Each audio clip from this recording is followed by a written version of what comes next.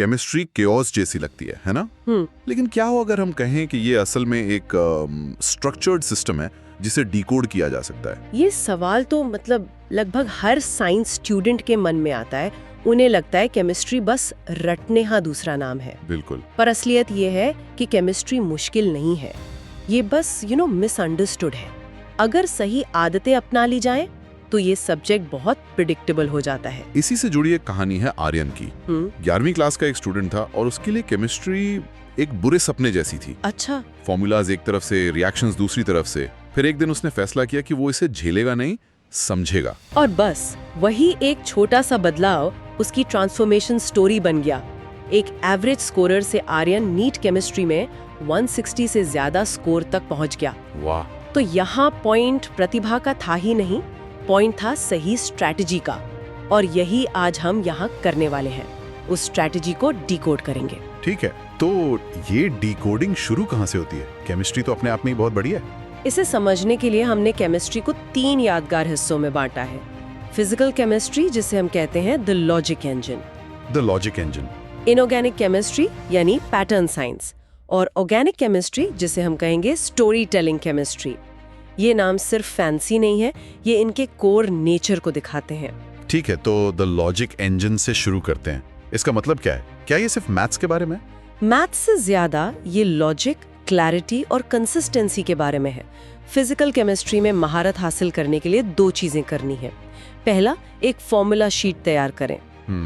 और दूसरा, रोजाना 15 से 20 न्यूमेरिकल अभ्यास करने का नियम बनाएं, रोज।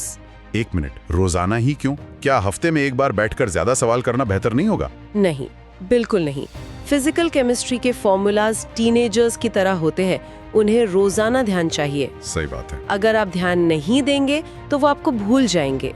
ये रोज का अभ्यास मोमेंटम बनाता है। कंसिस्टेंसी यहाँ टैलेंट को हरा देती है। ठीक है, तो फिजिकल केमिस्ट्री के लिए लॉजिक और कंसिस्टेंसी।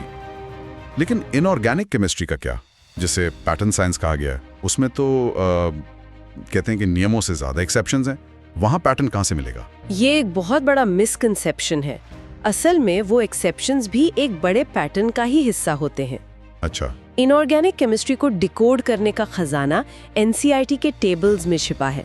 उन्हें सिर्फ पढ़ना नहीं है, बल्कि विजुअली प्रोसेस करना है। विजुअली प्रोसेस करना मतलब कलर कोडिंग और विजुअल मैपिंग जैसी तकनीकों का इस्तेमाल करें।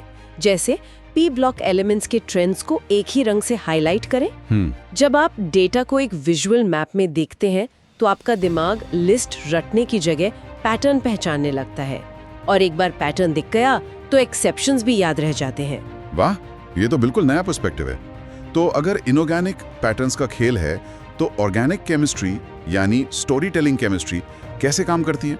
वो तो रिएक्शंस का जंगल लगती है। और यही ज्यादातर छात्र गलती करते हैं। वो रिएक्शंस को रटने की कोशिश करते हैं। हाँ, ये तो होता है। जबकि ऑर्गेनिक केमिस्ट्री मैकेनिज्म्स को समझने के बारे में है, मतलब रिएक्शन के पीछे की कहानी। हाँ, इसे ऐसे सोचिए कि हर रिएक्शन एक फिल्म की तरह है। न्यूक्लियोफाइल हीरो है, इलेक्ट्रोफाइल विलन और लीविंग ग्रुप एक साइड कैरेक्टर।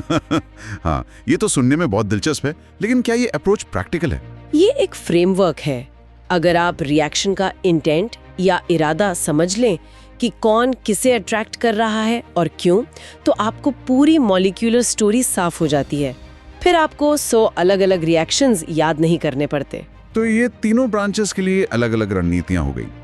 लेकिन इन सब के ऊपर कोई ऐसी आदतें हैं जो पूरी तैयारी को एक साथ मजबूत कर सकती हैं? हाँ, 2 आदतें गेम चेंजर हैं।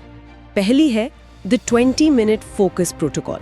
ओके। नियम सरल है, 20 मिनट का गहरा फोकस बिना किसी डिस्ट्रैक्शन के, और उसके बाद 2 मिनट का रीसेट।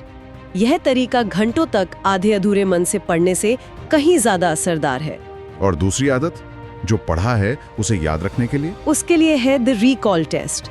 ये एक्टिव रिकॉल का सिद्धांत है। दिन के अंत में अपनी किताबें बंद करें और 5 मिनट के लिए खुद से पूछें, आज सच में क्या याद है? अच्छा। ये छोटा सा सेल्फ असेसमेंट आपकी कमजोरियों को शीशे की तरह साफ दिखा देता है। तो इसका मतलब ये है कि केमिस्ट्री में महारत हासिल करने के लिए जीनियस होना जरूरी नहीं, बल्कि स्ट्रेटेजिक होना जरूरी है। बिल्कुल। सिलेबस को टफ मत बोलिए, अपनी स्ट्रैटेजी को अपग्रेड कीजिए। ये 5 आदतें, 3 विषय स्पेसिफिक और 2 यूनिवर्सल, आपको कंफ्यूजन से निकालकर क्लैरिटी और मास्टरी की ओर ले जाएंगी। केमिस्ट्री में महारत हासिल करना उतना भी दूर नहीं जितना लगता है। आज की इस चर्चा का सार यही है कि इस विषय को जीतने की क्षमता हम सभी में है, बस सही नजरिया और सही तरीके चाहिए। और जाते जाते सोचने के लिए एक बात छोड़ जाते हैं, अगर सिर्फ 5 आदतों को बदलने से एक विषय का डर खत्म हो सकता है, तो सोचिए कि पूरी लर्निंग प्रोसेस में कितना पोटेंशियल छिपा हुआ है। अगर और भी हाई परफॉर्मेंस स्टडी स्ट्रेटजीज जाननी है तो इस सीरीज को सब्सक्राइब और फॉलो करें। आपका एकेडमिक ट्रांसफॉर्मेशन यहीं से शुरू होता है।